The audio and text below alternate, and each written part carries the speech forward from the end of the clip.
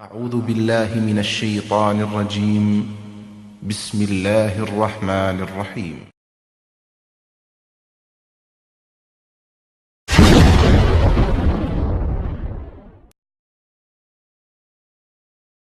আজ গোটা মুসলিম উম্মাহ তাওহীদ তথা একত্ববাদের বাণীকে ভুলে গিয়ে শিরকের সমুদ্রে হাবুডুবু খাচ্ছে।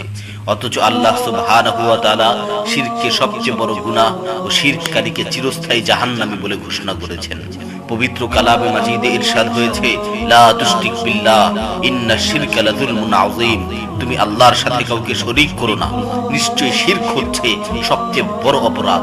অন্যত্র আরো ইরশাদ হয়েছে, ওমান ইউশরিক বিল্লাহি ফাকাদ হারামাল্লাহু আলাইহিল জান্নাহ ওয়া মাওয়াহুন নার। কেউ যদি আল্লাহর সাথে কাউকে শরীক করে তাহলে আল্লাহ সুবহানাহু ওয়া তাআলা তার জন্য জান্নাতকে হারাম করে দিয়েছেন এবং তার আবাসস্থল হলো জাহান্নাম। রাসূলুল্লাহ সাল্লাল্লাহু আলাইহি ওয়াসাল্লাম বলেন, আলা উনাব্বিউকুম বিআকবারিল কাবায়ের। আমি কি তোমাদেরকে সবচেয়ে বড় অপরাধ সম্পর্কে খবর দেব না? আশরিকু বিল্লাহ, জেনে রাখো তা হচ্ছে আল্লাহর সাথে কাউকে শরীক করা। রাসূলুল্লাহ সাল্লাল্লাহু আলাইহি ওয়াসাল্লাম অন্যত্র আরো বলেন, লা তুশরিক বিল্লাহি শাইআন ওয়া ইন কুতিলতা ওয়া হুররিকতা। তুমি আল্লাহর সাথে কাউকে শরীক করো না, যদিও তোমাকে হত্যা করা হয় অথবা জ্বালিয়ে দেওয়া হয়। কিন্তু আজকের মুসলিম সমাজ আল্লাহ তার রাসূল সাল্লাল্লাহু আলাইহি ওয়াসাল্লামের এই বাণীসমূহকে উপেক্ষা করে নানা ধরনের শিরকি কর্মকাণ্ডে জড়িত হচ্ছে। কেউ আল্লাহর দেয়া জীবন ব্যবস্থা ইসলামকে বাদ দিয়ে মানব রচিত মতবাদ, গণতন্ত্র, সমাজতন্ত্রকে নিজেদের জীবন ব্যবস্থা হিসেবে গ্রহণ করছে। কেউ আবার আল্লাহর সার্বভৌমত্বকে জনগণের জন্য সাব্যস্ত করছে।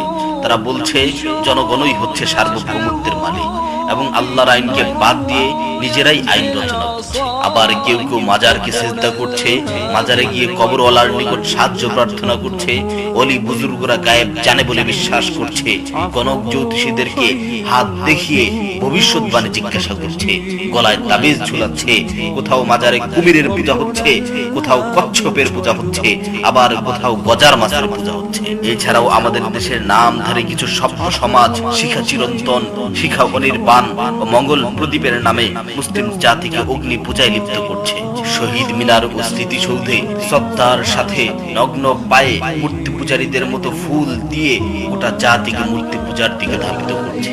সুতরাং আজকে আমাদের জন্য অপরিহার্য হল এ সকল ধ্বংসাত্মক শিরক থেকে মুসলিম জাতিকে সাবধান করার জন্য আপ্রাণ চেষ্টা করা এবং বিশেষ করে রাষ্ট্রীয় শিরকের ব্যাপারে মুসলিমদেরকে সচেতন করে তোলা।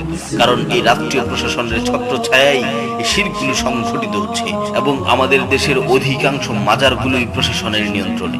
সুতরাং যদি এই গণতান্ত্রিক তাগুতি প্রশাসনের পতন ঘটিয়ে ইসলামী খিলাফা তথা ইসলামী শাসন ব্যবস্থা প্রতিষ্ঠিত করা যায়, তবেই সম্ভব হবে শিরক মুক্ত বাংলাদেশ গড়া।